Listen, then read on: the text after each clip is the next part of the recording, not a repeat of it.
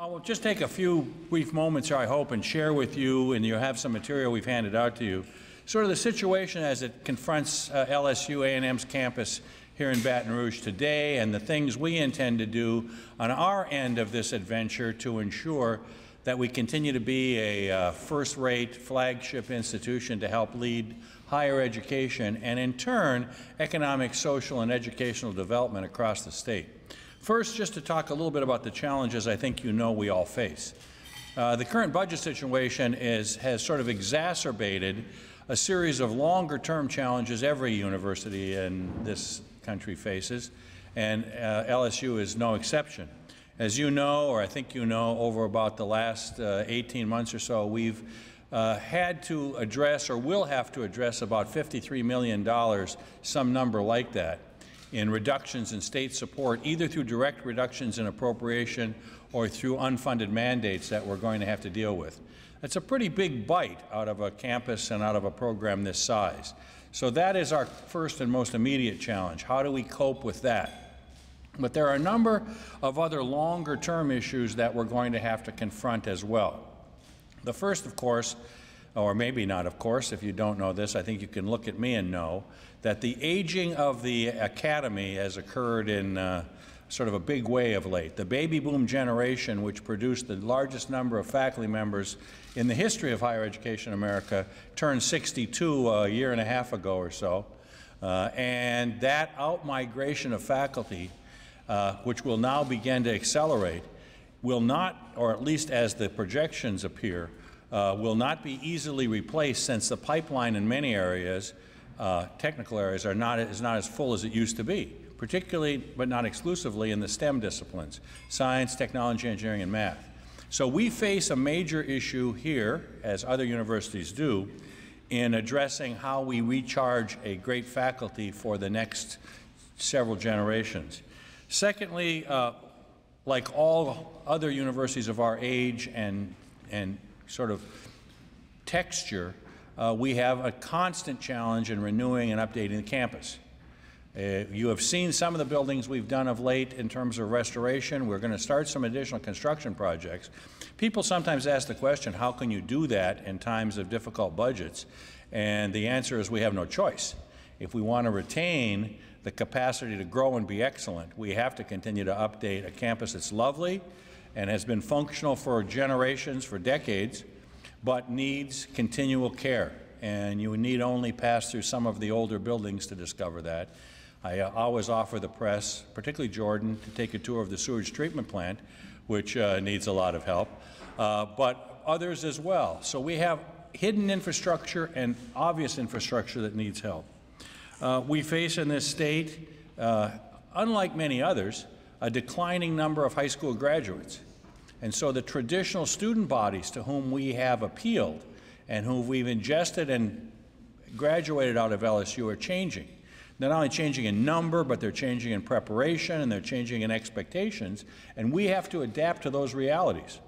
Students are different now than the students of my generation and even recent past generations. And in Louisiana, there is a special challenge, as you know. We are not, by any means, at the top of the heap nationally with respect to average ACT scores.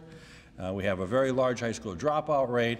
We have a declining high school population. All of those things challenge us to find not only ways to attract the very best and brightest in-state and beyond, but to also serve a changing student body.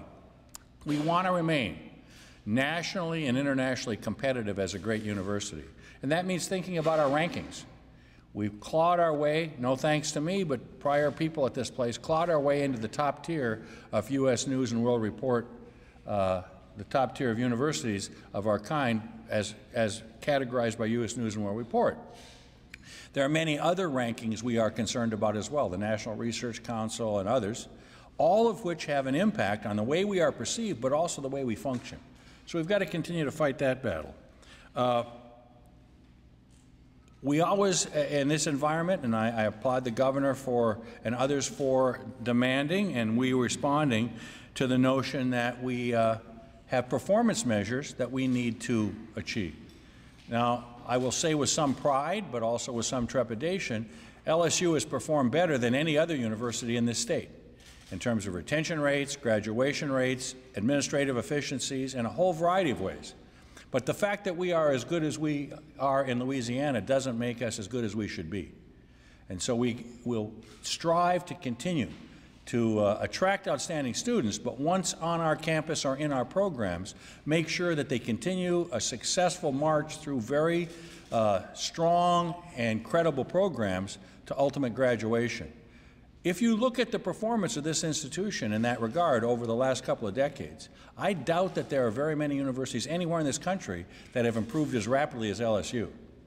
But having said that, we have a challenge in continuing to meet those expectations and those measures. And as, again, with all great universities, you always strive for things that are important to the texture and the excellence of the institution. And one of the other things we have to work on is the diversity of our student body, our faculty, and our staff, to make sure that we reflect not only the population and the society we live in, but that we're great role models for the larger society.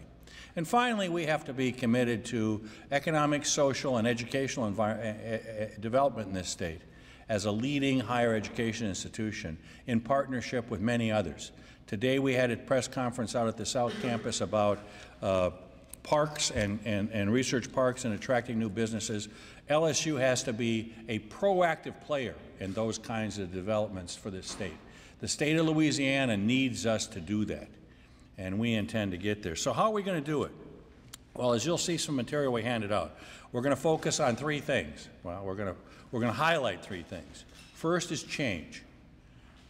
We're going to seek to continue to change in ways to make us better. We're going to continue to seek new ways to be efficient so that whatever dollars we have, and from whatever source they come, the people of Louisiana, our students, our alumni, our friends, our donors know that they're getting maximum bang for the buck, and we shared a few of those with you. We are constantly looking for strategic ways to source and outsource things we may currently do internally or in another fashion, but for which we can gain efficiencies. We're always looking for technological solutions to ways in which we can minimize paperwork and minimize bureaucracy and speed up processes. It's only been the last few years that I have had enough faith to have my paycheck electronically deposited in my account. I was a person who somehow felt that having a piece of paper gave me some confidence. My wife has convinced me that since I have nothing to do with it on the outbound side, I should have nothing to do with it on the inbound side either. And so she manages all of that. We are constantly looking for strategic ways for human capital development and maintenance. How do we continue to improve the management of our human resources? How do we continue to attract the best? How do we continue to manage our way through all of the things that go with having about 5,300 employees at a great university and making them function in their roles well and treating them well? We're looking for energy savings. We're reducing the size of the number of the fleet size we have. We'll look for all of those things. And we're going to try to become more entrepreneurial. We are trying to streamline our fundraising. As you know, LSU has effectively 3 fundraising wings: the foundation, the Alumni Association, the Tiger Athletic Fund. And we're going to try, without destroying their identities and keeping the great things that they all do separately, to bring together the overarching fundraising exercise so that we can focus in the next great campaign on building an endowment of significance that will help us ride out the ups and downs of the economy. We are, quite candidly, well behind our sister institutions in the size of our endowment. Everyone's endowment has shrunk during the recession, but we started on a smaller base. We're making a comeback, but we need to build an endowment that gives us income above and beyond what we currently can enjoy, and it gives us a little bit of various ways to ride out downturns. We are constantly looking for new kinds of contracts and relationships to generate revenue from whatever source they may be. We need to be much more focused on intellectual property and the way in which we develop that and market it. We need to be much more effective in negotiating relationships with vendors and others to ensure that where possible we can either cut costs or generate additional revenues. We are going to look very aggressively at online degrees and distance education. Again, I think LSU has done a credible job, but we are behind the curve. You compare the number of degrees we offer, and Rick Kobeck, our Dean of Engineering, is here, but he came recently from Penn State. And Penn State has gone well beyond what we are, and we're going to use that model. I'm convinced there's a market out there for non-traditional students that we can tap with the cachet and the excellence of LSU. We're going to use our land and other resources more effectively to generate revenues. We're hoping in the not-distant future to begin a renovation of the housing that we have along the west side of Nicholson from the old Alex Box Stadium to the gate. And we're going to seek a public-private partnership that will bring new housing for married students and graduate students, et cetera, but at the same time, take that wonderful stretch and see if there are other ways we can build to accommodate our student population, our faculty and friends, and generate additional revenues. And of course, we are going to be as entrepreneurial and as energetic as we possibly can in the pursuit of grants and contracts. That's the energy and the fuel that drives our research program and in many ways our graduate programs. At the same time, we're going to become more focused. It's clear that we have to narrow what we do to be good at what we choose to do. We're going to have to give up some programs we now have. This is a national phenomenon. If you read any of the national educational press, University Business or the Chronicle of Higher Education or any others, you will discover that across this country, every university that wants to remain excellent has to do so in this environment and the long-term environment by narrowing its focus. We're in the process right now of reviewing academic programs, and I will be candid with you. Some will not be here in a few years. We'll phase things out and be good to students, and we will continue to look at ways to be administratively efficient as well. But we're going to have to streamline and focus. We're going to very soon announce, I believe, the closure or the phasing down of some centers and institutes that have cropped up over time, and we have a lot of them. And many of them may have either run their course or could be better managed by some kinds of mergers or absorption across the campus. And we will, in all ways, along with administration, find new ways to be efficient in the operations that support our programs more directly. I believe, and I'm speaking now more as an opinion than as a policymaker, that we need to grow the enrollment of LSU A&M from about 28,000+ to about 32,000. I think we would be a better university and we can handle it by growing some strategic areas. But I also believe we have to do it in a different way than we've done it in the past. As I've said, I think in a couple of forums, Jordan, you were at least at one of them, we need to continue to ingest about 4,500 to 5,000 traditional freshmen.